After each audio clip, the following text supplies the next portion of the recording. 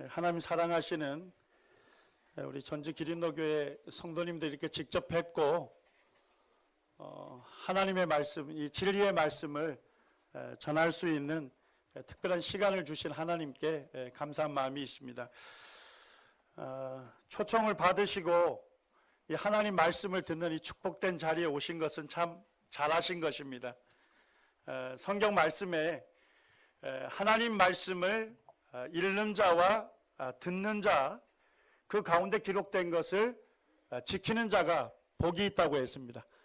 그래서 이 시간 하나님 말씀을 읽으시고 또 들으시고 또 그 하나님 말씀을 믿고 순종하셔서 이 하나님 말씀 듣는 모든 사람에게 주시는 그 하나님의 축복을 여러분들이 받으시고 또 누리시고 또 하나님으로 인해서 행복한 삶을 시작하게 되시는 여러분들 되기를 원하는 마음이 있습니다.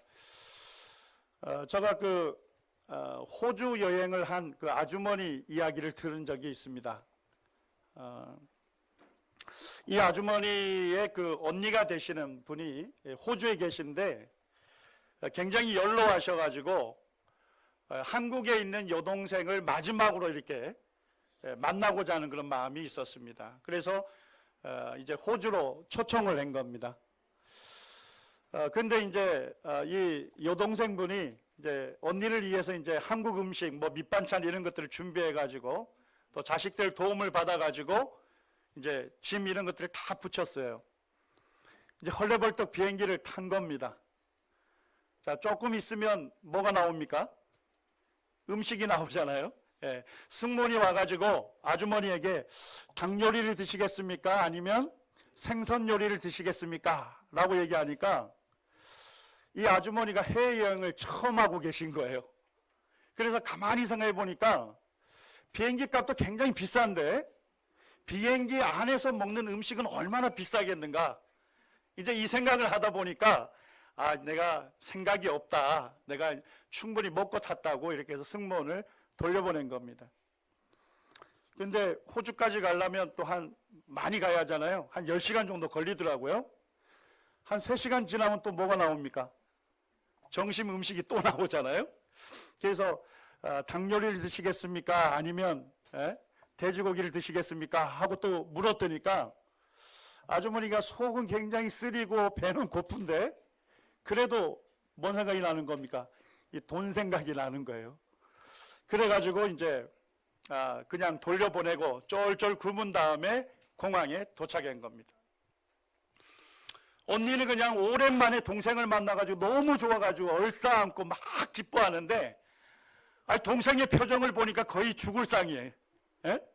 그래서 왜 그러냐 하고 얘기했더니까 이제 자초지종을 얘기를 한 겁니다.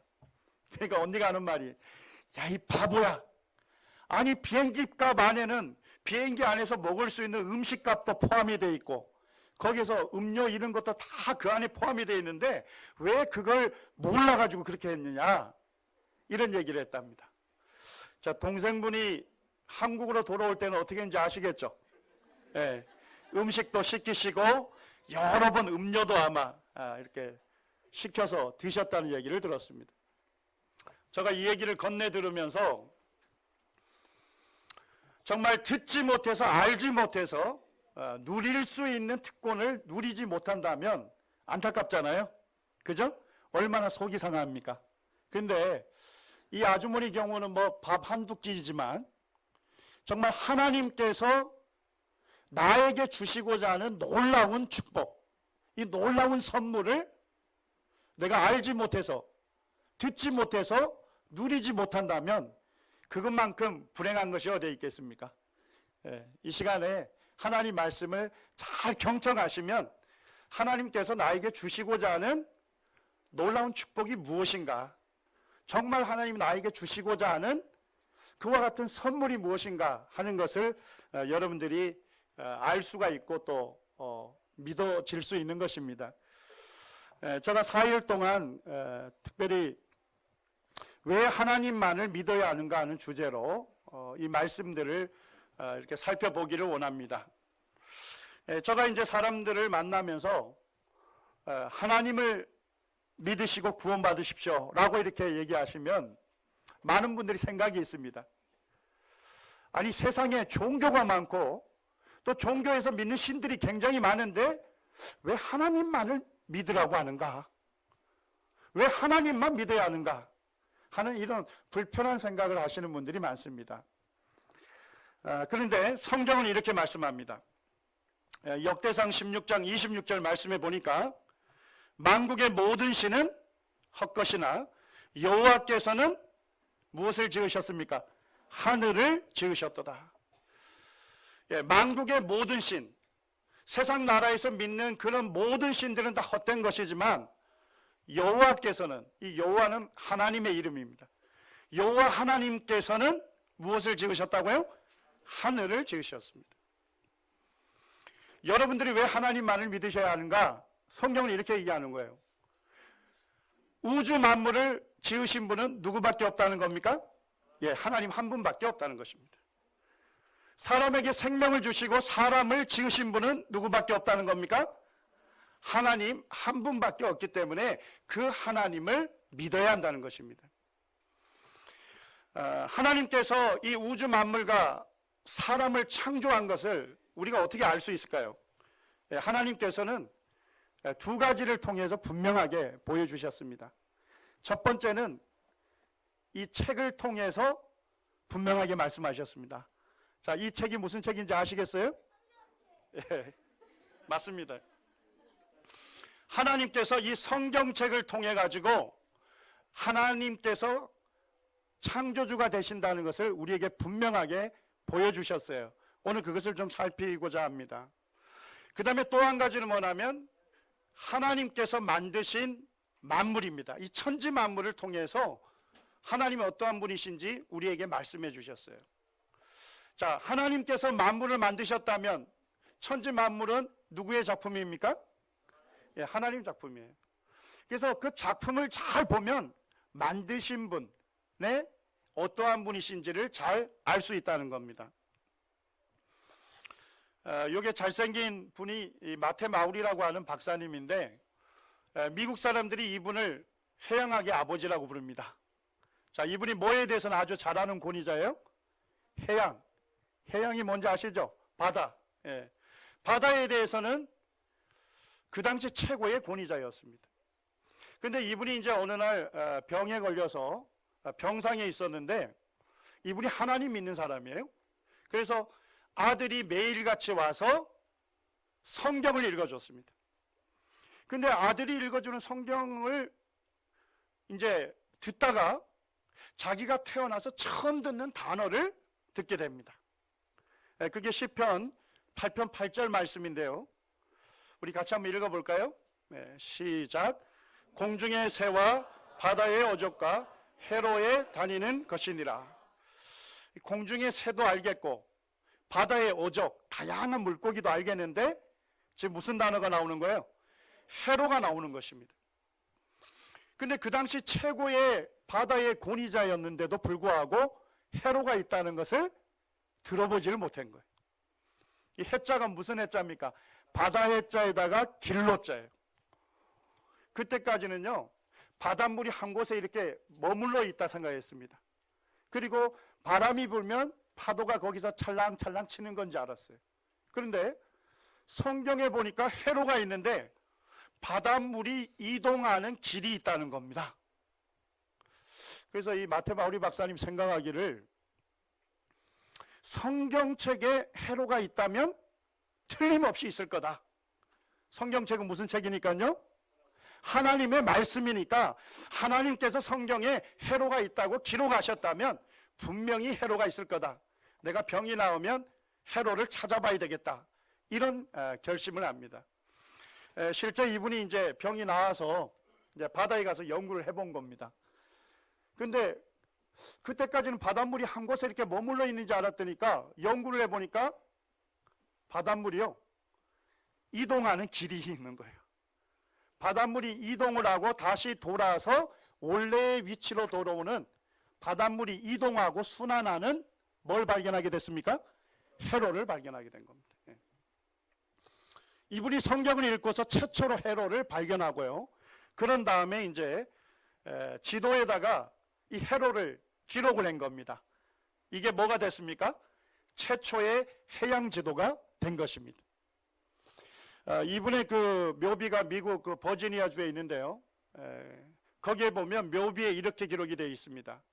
해양학의 아버지 마테마우리는 시편 8편 8절을 읽고 해로가 있음을 깨달아 최초의 해양 지도를 만들었다. 이렇게 기록을 해놓고 있는 겁니다.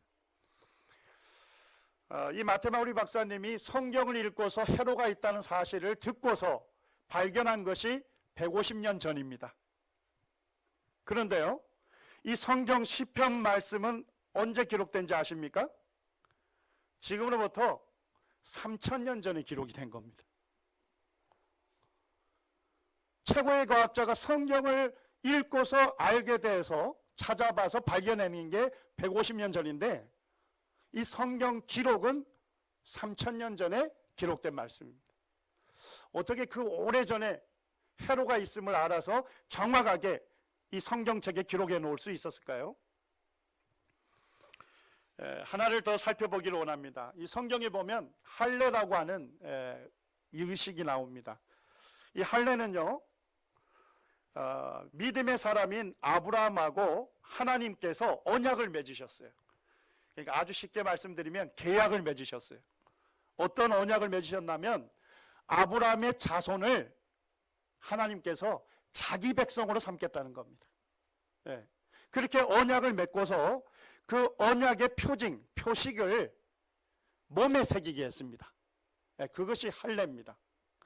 자, 근데 할례는 누가 받으라고 명령했습니까? 남자입니까? 여자입니까? 남자에게 할례를 주라고 명령했습니다. 그 다음에 두 번째 명령은 뭐였냐면 남자는 태어난 지 며칠 만에 할례를 주란 겁니까? 8일 만입니다. 하나님께서 남자아이에게 할례를 주라고 명령하셨을 뿐만 아니라 태어난 지 8일째 되는 날에 할례를 주라고 하나님께서 특별하게 날짜를 명령하신 겁니다. 할례 수술이 어떤 건지 아시죠? 제가 좀 별로 이렇게 뭐 보기 좋은 모양은 아닙니다만 제가 보여드릴게요. 보면 남자의 그 고추 죄송합니다. 이 음경을 싸고 있는 양피가 있는데 그 양피를 제거하는 수술을 할례라고 합니다. 오늘날로 하면 뭐와 같습니까? 포경 수술과 같습니다.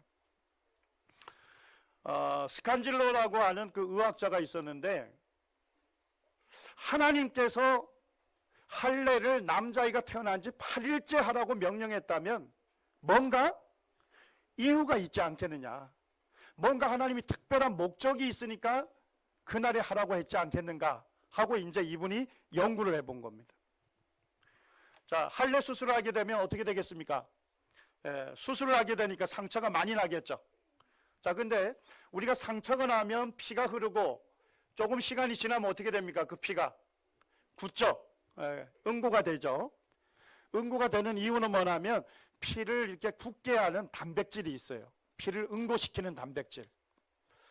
그걸 우리 어른들의 양을 100%로 본 거예요. 여러분들이 갖고 있는 피 속에 있는 피를 굳게 하는 물질을 100%로 본 겁니다. 자, 그리고 이제 이분이 남자아이가 태어난 다음에 하루, 이틀, 3일 날짜별로 이 피를 굳게 하는 물질의 양을 측정해 봤습니다. 자, 3일째 할례 수술을 주게 되면 무슨 문제가 생길까요? 피를 응고시키는 물질이 어른들의 몇 %밖에 안 됩니까?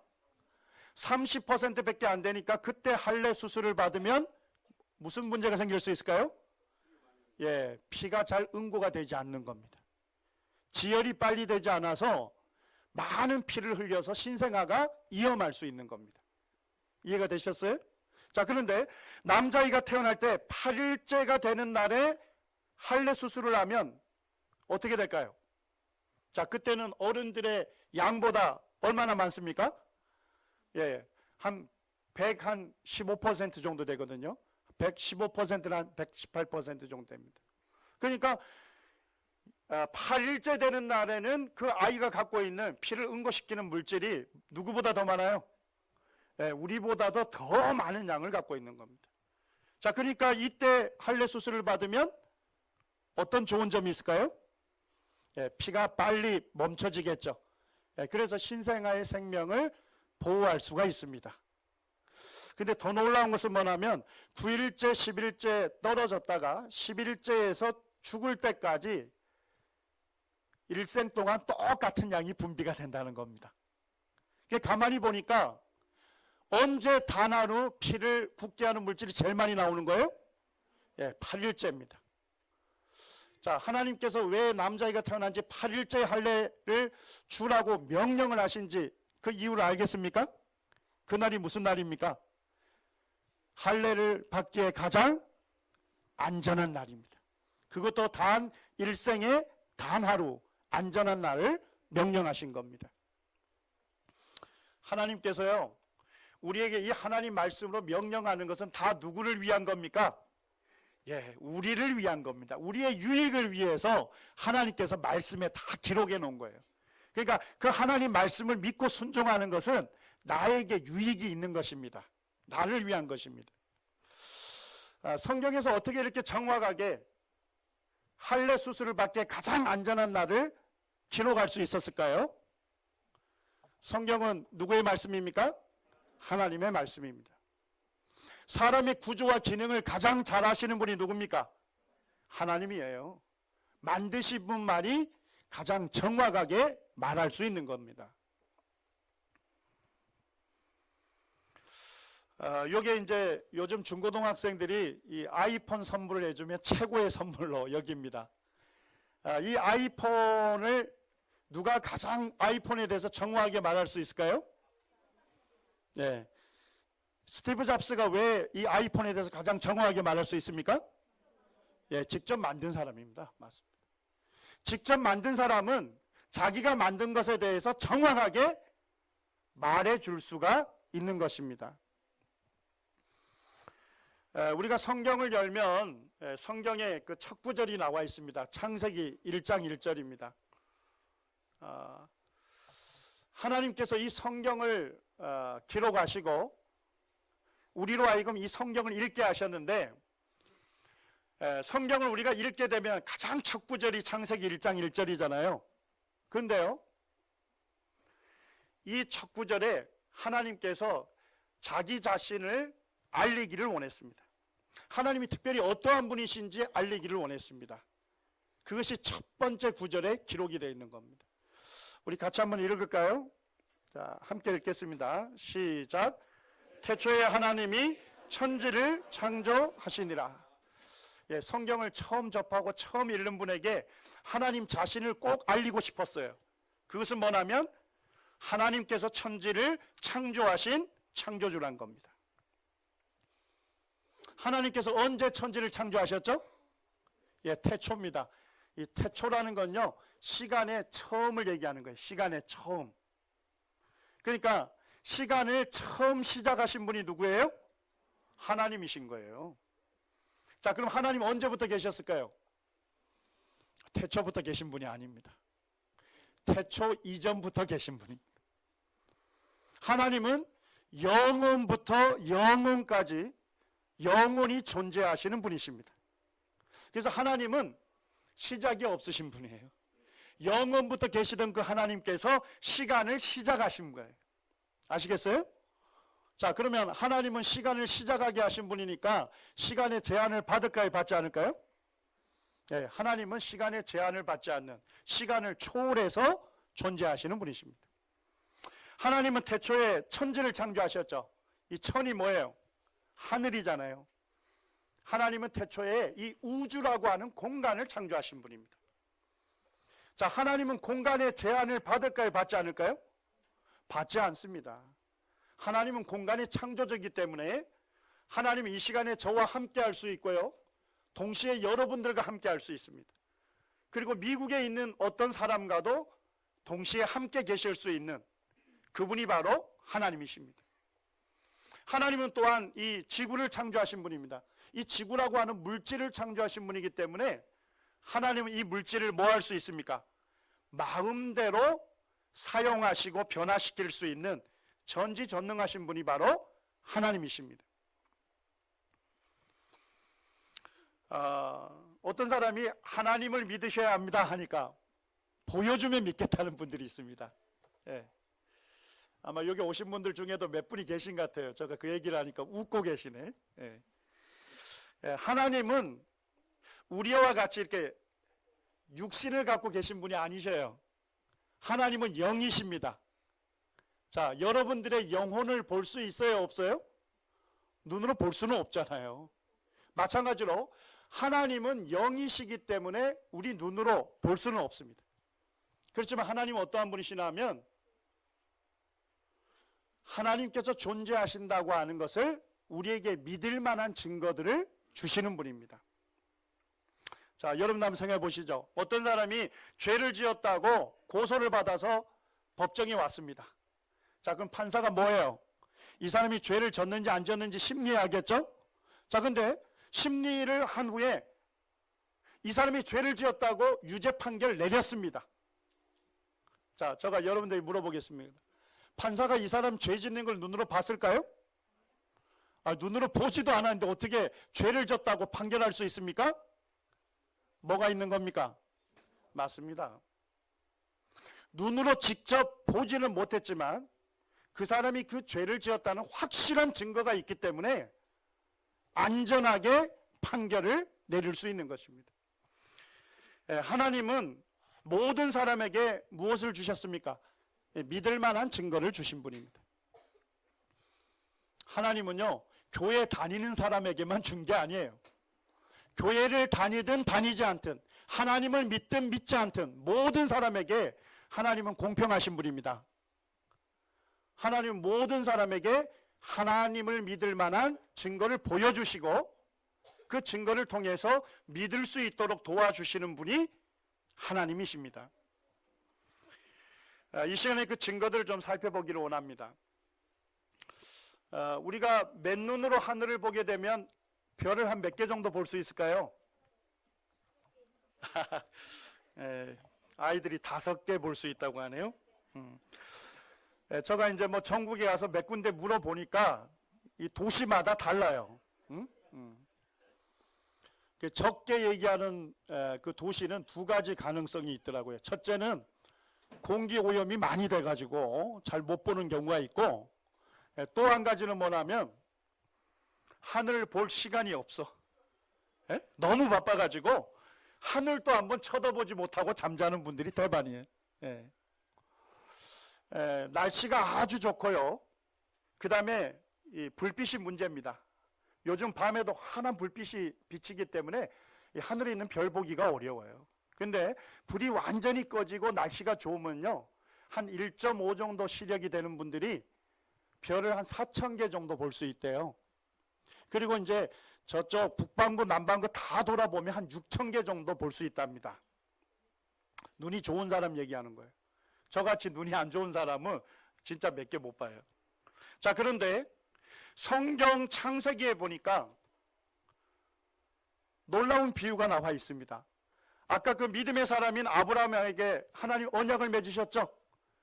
너의 자손들을 내 백성으로 삼겠다 언약을 맺으셨어. 그런데 하나님께서 무슨 축복을 주신다고 하냐면 내 씨로 내 자손으로 크게 번성하게 하겠다. 그 복을 약속하십니다. 자, 그런데 그 자손을 하늘에 뭐처럼 많이 주시겠대요? 별처럼 많이 주시겠대요. 바닷가에 뭐처럼요? 모래처럼 많이 주시겠다는 겁니다. 자, 가만히 보니까 이 비유가 이쯤 되면 하늘의 별이 바닷가에 뭐처럼 많다는 거예요? 모래처럼 많다라고 하는 비유인지는 아시겠죠? 자, 그런데 이 아브라함이 이 얘기를 들었을 때는 사실 이해가 잘 안 됐을 것 같아요. 왜냐니까요, 바닷가에 모래알이 얼마나 많은지는 아시겠죠? 자, 그런데 하늘의 별을 보게 되면 몇 개 정도밖에 못 봐요. 맨눈으로 보면 4,000개밖에 안 보이잖아요. 이게 참 이해가 되기 어려웠을 겁니다. 근데 요즘 이제 과학이 발달하면서 이 비유를 잘 이해하게 된 거예요. 자, 지금 보니까 이게 뭔지 아시겠어요? 제가 묻는 게 대부분 다 스크린에 있습니다. 뭡니까 이게? 훌륭하십니다. 천체만원경입니다. 제가 이제 학생들하고 성경을 공부한 다음에 남원에 가면 천문대가 있어요. 그게 몇 년 전에 지어졌는데 아주 좋은 그 천체만원경이 거기에 있습니다. 제가 이제 학생들을 데리고 별을 보러 갔는데 그때 별 볼 일 없었어요. 왜 그런지 아십니까? 그때 구름이 잔뜩 끼어가지고 별을 보지 못했어요. 천체만원경은 이 대기권의 날씨에 의해서 영향을 받습니다. 그런데요, 지금은 우주에다 뭘 쌓아놨습니까? 이 허블 우주만원경을 쌓아놨어요.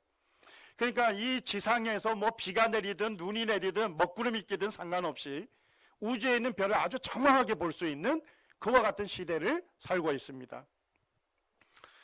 여기 보면 한 개의 은하계가 있습니다. 자, 이 은하계를 일부를 말이죠, 허블 우주만원경으로 보면 별이 어느 정도 있을까요?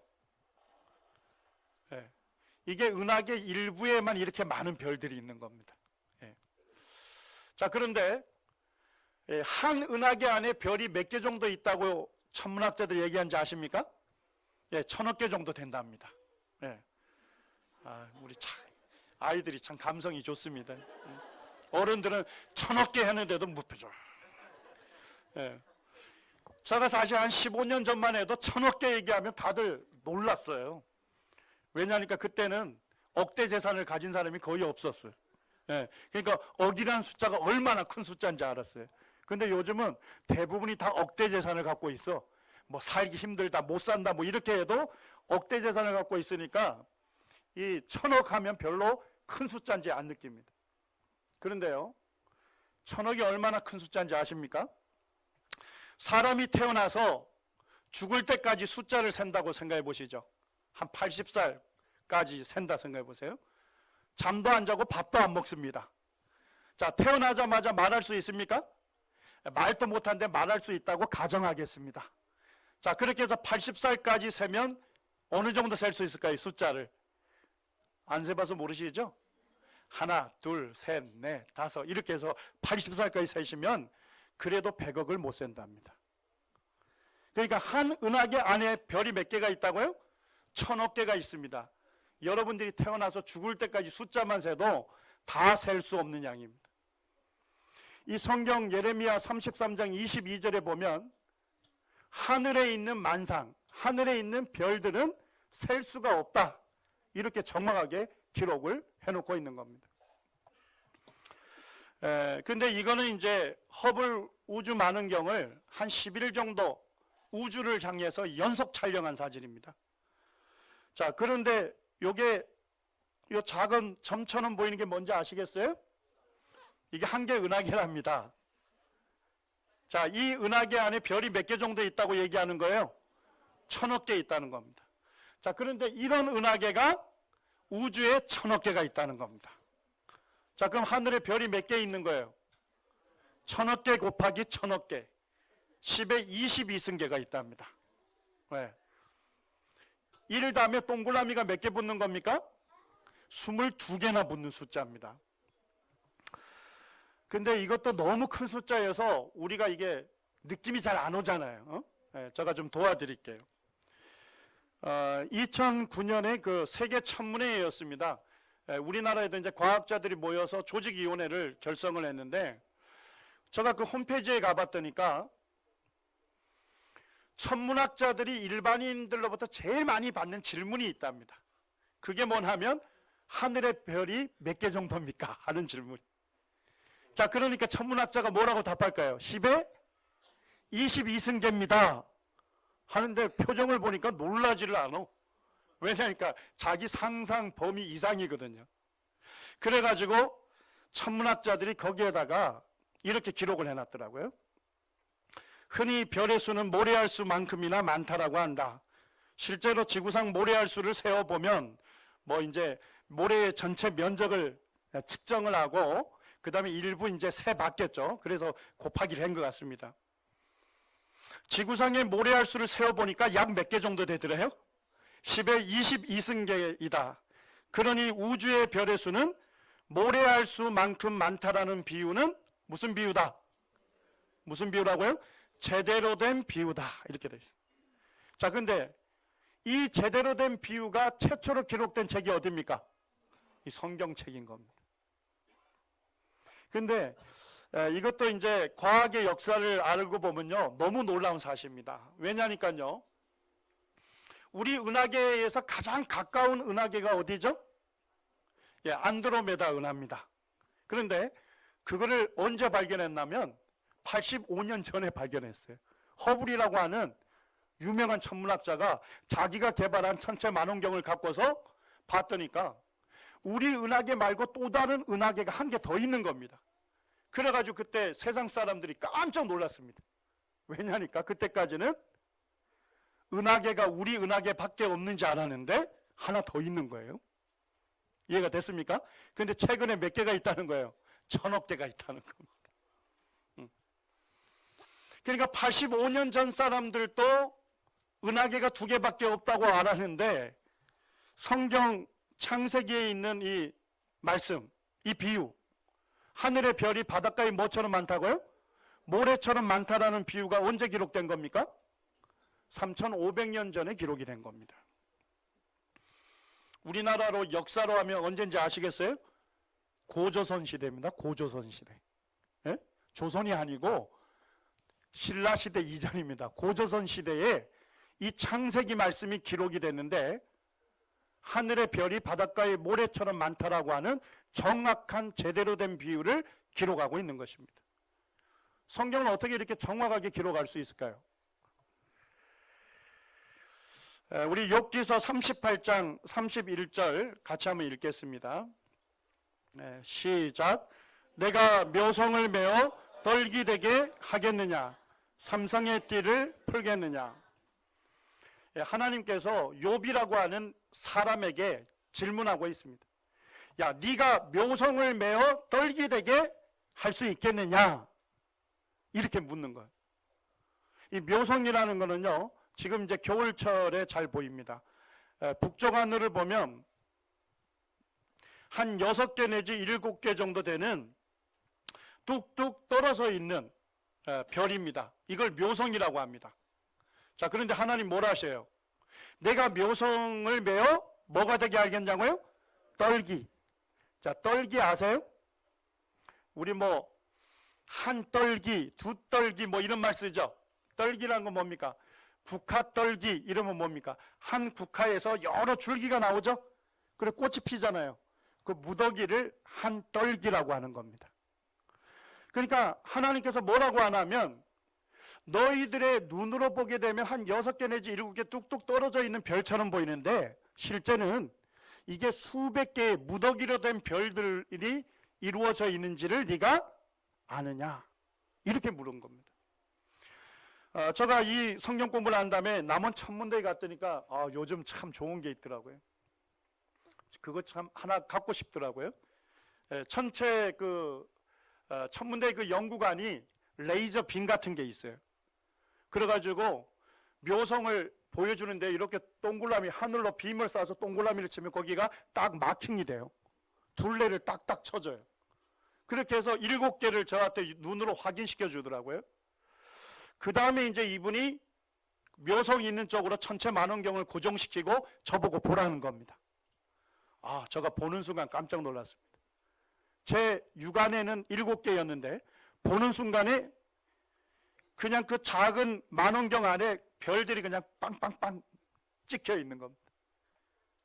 자, 우리 눈으로는 이렇게 보입니다만 천체 만원경으로 보면 이렇게 보이는 겁니다.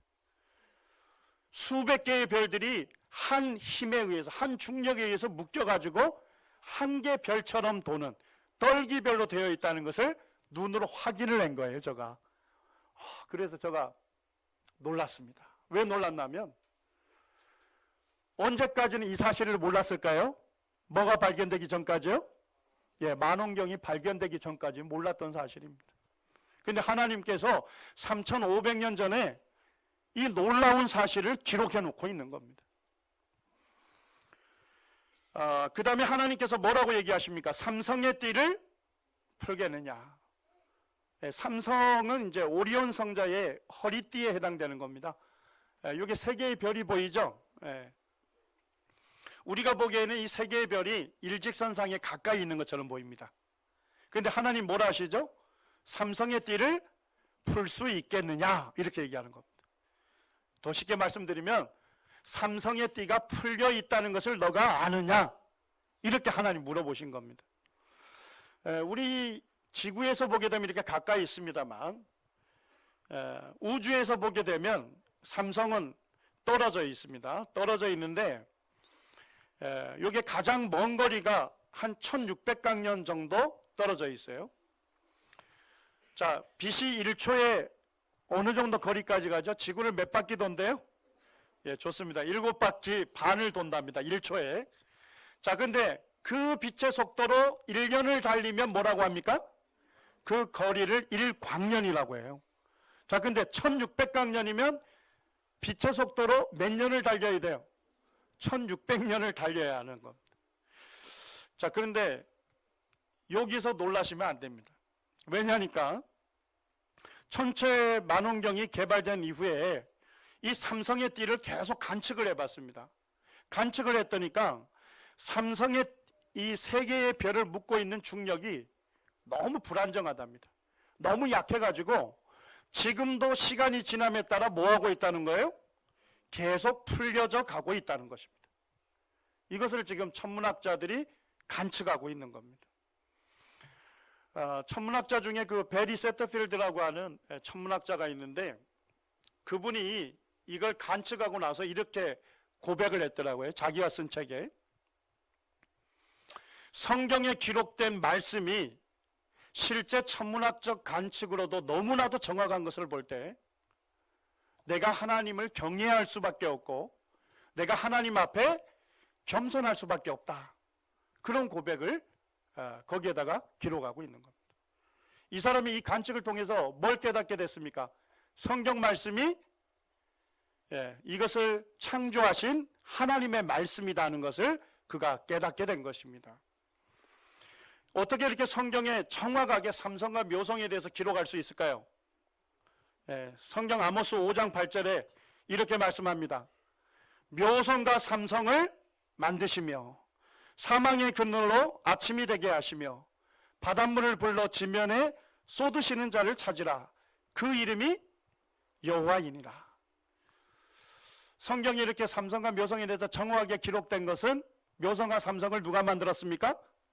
하나님께서 만드셨기 때문에 만드신 분이 정확하게 기록하도록 하신 것입니다. 요한복음 10장 35절에 예수님께서도 이렇게 말씀합니다. 성경의 기록은 뭐하지 못한다고요? 패하지 못한다. 성경은 패하지 못한다는 겁니다. 성경의 기록을 무효화시킬 수 없다는 겁니다. 왜 그렇습니까? 성경은 누구의 말씀입니까? 예, 하나님의 말씀입니다. 성경의 기록을 무효화시킬 수 없습니다. 왜냐하면 하나님의 말씀이기 때문에 이 성경 말씀은 시간을 달리하고서도 어떠한 시대에도 항상 성경 말씀은 뭐일 수밖에 없습니까? 진리이고 사실일 수밖에 없는 것입니다.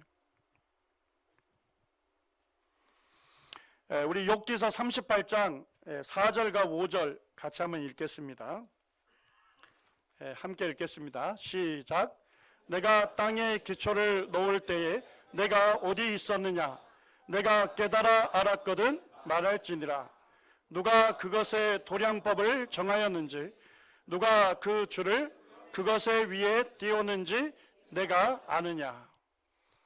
하나님께서 욥에게 또 묻습니다. 내가 땅에 기초를 놓을 때 너가 어디 있었느냐? 하나님께서 지구에 기초를 놓을 때 사람은 어디에 있었습니까? 이 세상에 존재하지도 않았습니다. 하나님께서 이렇게 얘기합니다. 누가 그것의 도량법을 정했는지 아느냐? 그것은 뭐죠? 땅을 얘기하고 있죠. 지구의 도량법을 누가 정했는지 아느냐? 이 얘기 뭔 얘기냐면 내가 지구의 도량법을 내가 정했는데 왜 그렇게 정했는지 네가 아느냐? 이렇게 하나님 물으신 거예요. 이 도량법이라는 게 제가 찾아보니까 길이나 양이나 무게 등을 재는 기구 및 단위법이랍니다. 자, 여기 보니까 자는 뭐 하는 장비입니까? 예, 길이를 재는 장비죠. 하나님 이렇게 얘기하신 거죠. 내가 지구에 기초를 놓을 때 지구를 왜 그 거리에 위치케 했는지 네가 아느냐 이렇게 물어보신 겁니다. 자, 대박은 뭐 하는 장비입니까? 양을 측정하는 거죠. 한 대, 두 대. 하나님 이렇게 얘기하시는 거예요. 지구를 왜 그만한 질량으로, 그만한 무게로 만들었는지 네가 아느냐 이렇게 물어보신 겁니다. 지구가 태양으로부터 얼마만큼의 거리에 놓여 있습니까? 예, 1억 5천만 킬로미터 정도 된답니다. 자, 그런데 하나님께서 지구에 기초를 놓을 때 조금 앞쪽에 위치해 했으면 어떻게 됐을까요? 이렇게 되는 것입니다. 우리가 지금 따뜻한 열을 받고서 이렇게 우리가 살고 있습니다. 근데 이 열이 어디로부터 오는 겁니까? 태양으로부터 오는 겁니다. 이 태양은요, 수소하고 헬륨 가스로 가득 차 있습니다. 그래서 이게 핵융합이라는 게 일어나요. 그러면서 엄청난 열이 발생하고 바람이 형성이 됩니다. 그래서 이 바람을 태양풍이라고 해요. 그래서 태양에서 바람이 형성이 돼서 열이 딱 실리면 따발총 속도의 한 500배 속도로 지구까지 오는 겁니다. 그러니까 한 2시간 정도면 도착한답니다. 엄청난 속도죠. 그렇게 와서 지구에다가 적절한 열을 주는 겁니다. 예. 그래서 우리가 살 수 있는 거예요. 근데 조금 앞쪽에 놓으면 어떻게 됩니까? 여러분들 날로 가까이 가면 어떻게 돼요? 뜨겁죠? 그거하고 똑같은 현상인 겁니다.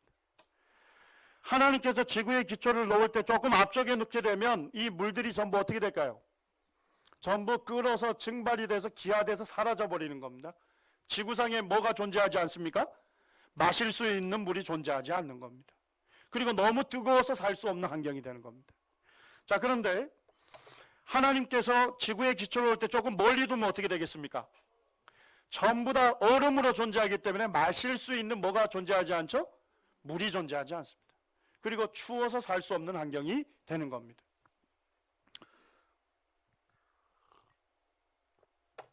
제 그 아들이 고등학교 다닐 때 과학교과서를 받아와서 제가 한번 관심이 있어서 과학교과서를 또 들여봤습니다. 봤더니까 거기에 그렇게 기록해 놨더라고요. 고등학교 교과서에 태양으로부터 지금의 지구가 있는 거리는 생명이 살 수 있는 유일한 위치다. 그러면서 뭐라고 써놨냐면 유일한 생명구역 이렇게 써놨습니다. 네, 과학자들이 그것을 알고 있는 겁니다. 자, 그 다음에 보니까 이 지구를 지금보다 하나님께서 더 크게 만들었으면 어떤 문제가 생길까요? 자, 지구가 점점 커지고 무거워지게 되면 땅 속에서 잡아당기는 충력이 어떻게 되죠? 더 커져요. 그러면 어떻게 됩니까? 이 대기권 바깥의 우주에는 수소나 헬륨이나 메탄, 암모니아 이런 아주 해로운 가스가 전부 잡아당겨져 가지고 어디에 있게 되는 겁니까? 이 지구 대기권에 가득 차게 되는 겁니다. 자, 사람이 살 수 있습니까? 사람이 살 수 없는 환경이 되는 겁니다. 근데 만약에 하나님께서 조금 작게 만들어 놓으면 어떻게 됐을까요? 이번에는 뭐가 너무 작아요? 중력이 너무 작으니까 지금 우리 여기 눈에 안 보입니다만 산소가 한 21% 정도 있습니다. 산소를 지금 붙잡고 있거든요. 자, 그런데 이 잡아당기는 힘이 너무 약하니까 산소가 어떻게 될까요? 전부 지구를 탈출하게 되는 겁니다. 그러니까 이 공간에 뭐가 존재하지 않는 거죠? 산소가 존재하지 않기 때문에 사람이 살 수 없는 환경이 되는 겁니다. 하나님께서 지구에 기초를 놓을 때 그 도량법을 그렇게 정한 이유를 아시겠습니까? 누구를 위한 겁니까? 사람이 안전하게 살 수 있도록 그 목적에 맞추어서 모든 거리와 무게 이런 것들을 다 정하신 거예요.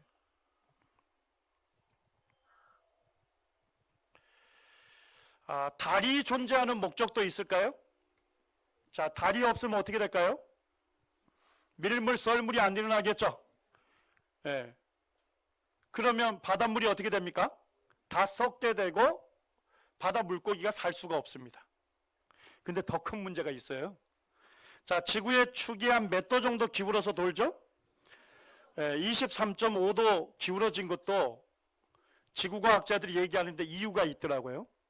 23.5도 기울어졌을 때 지구의 전체 면적을 골고루 데울 수 있답니다.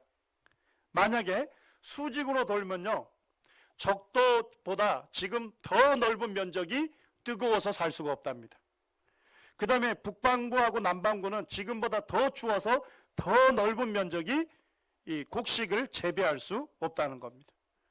그러니까 23.5도 기울어진 것도 가장 지구 전체를 잘 데울 수가 있고 이 농사 지을 수 있는 면적을 최대로 넓힐 수 있는 거라고 지금 과학자들이 얘기하고 있는 거예요. 이것도 이유가 있더라고요. 그런데 달이 없으면 어떻게 되냐면요, 지구의 축이 지금 23.5도로 돌죠. 그런데 0도에서 80도까지 무작위로 돈답니다. 이해가 됐습니까? 자, 그러면 사람이 살 수 있는 환경 돼요? 사람이 살 수가 없는 것입니다. 우리가 달을 무심코 봤습니다만 오늘 가시면서 한번 달을 한번 보시죠. 달이 존재하는 목적도 누구를 위한 겁니까? 예, 사람, 우리, 나를 위해서 만들어진 것입니다. 우리 이사야 45장 18절 말씀 함께 읽겠습니다. 시작. 여호와는 하늘을 창조하신 하나님이시며 땅을 조성하시고 견고하게 하시되 헛되이 창조치 아니하시고 사람이 거하게 지으신지라. 그 말씀에 나는 여호와라. 나 외에 다른 이가 없느니라. 하늘을 창조하신 분이 누구십니까? 하나님이십니다. 지구를 조성하시고 견고하게 하신 분이 누굽니까? 하나님이십니다. 그런데 하나님께서 이 우주와 지구를 창조하셨는데 헛되이 창조치 아니했다는 겁니다. 헛되이 창조하지 않았다는 얘기는 뭡니까? 그냥 이거 무의미하게 만든 것이 아니다는 겁니다. 분명한 뭘 갖고 만드셨대요? 목적을 갖고 만드셨다는 겁니다. 자, 하나님께서 이 강활한 우주와 지구를 만드실 때 어떤 목적으로 만들었을까요? 사람이 거하게 지으신지라. 이 거자가 뭡니까? 살거자입니다. 살거자. 네. 우리가 이렇게 안전하게 살 수 있도록 그 목적에 맞추어서 이 우주와 지구의 값들을 전부 하나님께서 정해서 창조를 하신 겁니다. 여러분들이 이 우주와 지구를 조금만 살펴보더라도 하나님께서 태초에 말이죠, 이 우주와 지구를 창조하실 때 누구를 염두에 두고 만드신 겁니까? 예, 사람을 염두에 두고 만드신 겁니다. 예. 그래서 오늘 불렀던 찬송 있잖아요. 언제부터 시작된 하나님의 사랑이랍니까? 네, 태초부터. 네. 태초부터 시작된 하나님의 사랑이에요. 하나님께서 이 태초에 강활한 우주와 지구를 창조하실 때 사람을 사랑하시기 때문에 사람을 위하여 이 모든 것들을 창조하셨다는 겁니다. 우리가 잡초라고 하는데 잡초도 만들어진 목적이 있을까요? 예, 우리가 볼 때는 쓸모없는 식물 같은데 이 식물에서 뭘 만들어냅니까? 예, 산소 만들어내는 공장이죠. 예. 그래서 우리가 이렇게 신선한 산소를 마시고 생명을 유지하고 살 수 있는 겁니다. 그러니까 세상에 존재하는 것들 중에 목적이 없는 게 없는 거예요. 예. 하나님께서 창조하신 모든 것의 목적은 뭐예요? 누굴 위한 겁니까? 사람을 위하여 이 모든 것들을 창조하셨다는 것입니다. 여러분들에게 물어보겠습니다. 하나님께서 이 천지 만물 모든 것들을 사람을 위해서 창조하셨다면 하나님께서 사람을 창조한 목적은 뭘까요? 왜 하나님께서 내게 생명을 주셔가지고 이 세상에 존재하고 살게 하실까요? 이사야 43장 7절 말씀에 이렇게 말씀을 하고 있습니다. 우리 같이 한번 읽겠습니다. 시작. 내 이름으로 불려지는 모든 자 곧 내가 내 영광을 위하여 창조한 자를 오게 하라. 그를 내가 지었고 그를 내가 만들었느니라. 하나님께서 하시는 말씀입니다. 내가 너를 지었다. 내가 너를 만들었다. 그런데 만든 목적이 뭐라는 겁니까? 하나님의 영광을 위해서 창조했다는 것입니다. 하나님께서 이렇게 말씀하시는 거예요. 내가 온 우주 만물은 너를 위해서 만들었지만 너만큼은 누굴 위해서 만들었다는 겁니까? 나를 위해서 만들었다는 것입니다. 이것이 이해되십니까? 모든 것은 다 사람을 위하여 만들어 주셨는데 오직 너만큼은, 이 세상에 존재하는 사람만큼은 하나님의 영광을 위해서 창조를 하신 것입니다.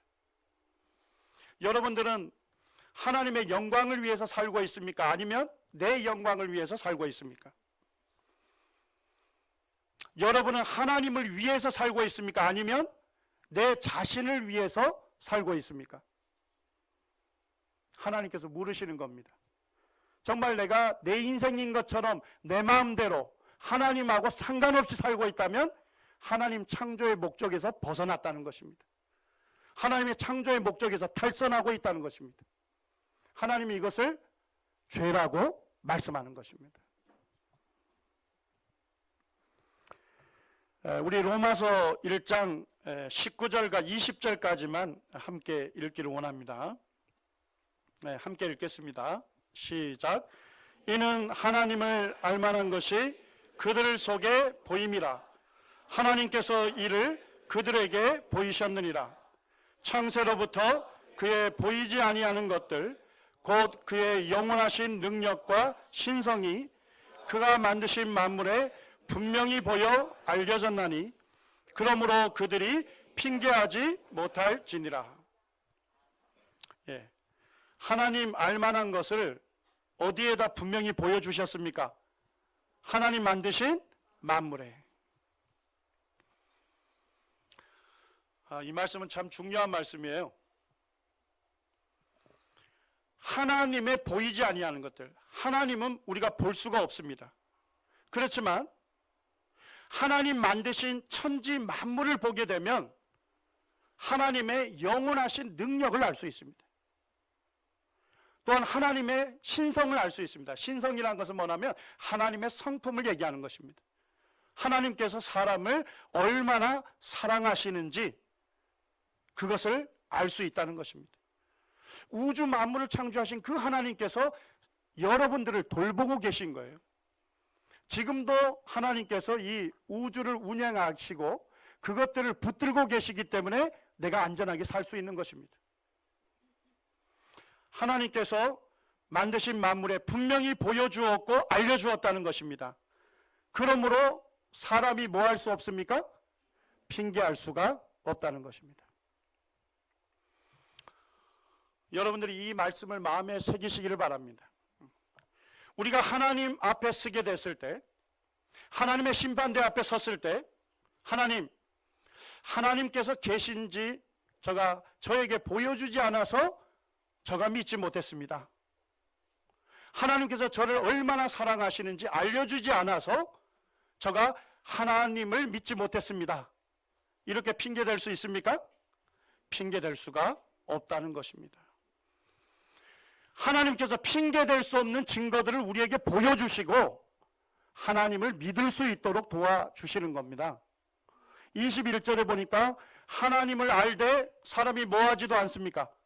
하나님을 영화롭게 하지도 아니하고 하나님을 알되 하나님께 감사하지도 아니하고 하나님을 알되 하나님을 자기 주인으로 섬기지도 않는다는 것입니다. 이것이 하나님 볼 때 뭐가 된다는 겁니까? 죄가 된다는 것입니다. 어떤 분이 그러더라고요. 짜장면 한 그릇만 사줘도 사람이 그 사주는 사람한테 뭐라 한대요?